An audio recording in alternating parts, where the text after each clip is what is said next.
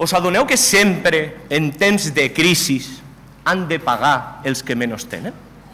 Us adoneu que aquesta és la situació amb els ciutadans o companys i companyes de Grècia, aquí també, etcètera, etcètera, etcètera. Si parlem de reforma laboral, estem parlant d'acomiadament més barat en contra dels treballadors. Si parlem de serveis públics, no he de dir que estem parlant de retallades de sous. Si parlo de la societat en general, estem parlant de menys inversió pública, el que vol dir menys serveis públics, el que vol dir menys qualitat dels serveis públics i el que vol dir que els ciutadans que menys tenen, que no poden pagar uns serveis privats, doncs tindran pitjors serveis. ¿Cuánto tiempo llevamos viendo cómo las posiciones de la derecha y algunos que no son de la derecha, en coordinación con los medios de comunicación, cuánto tiempo llevan intentando atacar a los empleados públicos? ¿Cuánto tiempo llevan atacando a los servicios públicos? Empezaron diciendo que teníamos muchos privilegios.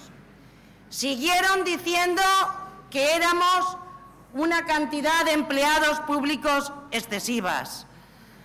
Siguieron diciendo que no podía ser que estuviéramos en unas condiciones diferentes a los trabajadores de la empresa privada.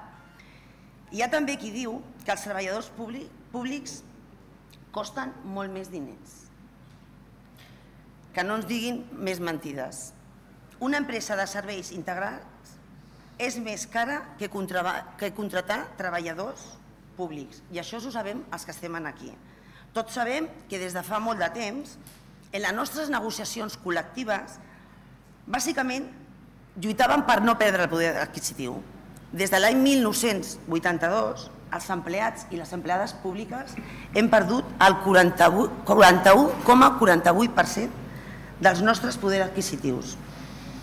I a sobre n'hi ha que diuen que els treballadors públics ni fan res ni serveixen per res. Doncs hem de dir que no. Hem de dir que no. Pels empleats públics, però també pels pensionistes. El Pacto de Toledo és el que realment situa la revisió automàtica de les pensions. I no se compensa fer-ho perquè aquest any que ve no hi hagi revisió de les pensions. Però la no aplicació de la llei de dependència a mi em sembla una canallada. I els rics què pagaran? Perquè jo ahir que vaig sentir la intervenció completa del president del govern, ni una vegada va citar el frau fiscal. I en aquest país el frau fiscal,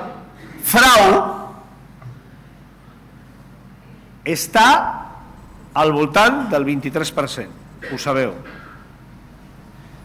Però el que no és frau fiscal, les sicades aquestes, dels seus guanys, paguen poc més de l'1%. O per què no es planteja que les rendes del capital paguin en funció de l'estatus de cadascú, no amb el 18% fixe que hi ha en aquests moments? O per què la Generalitat de Catalunya ha fet aquesta reforma de l'impost de successions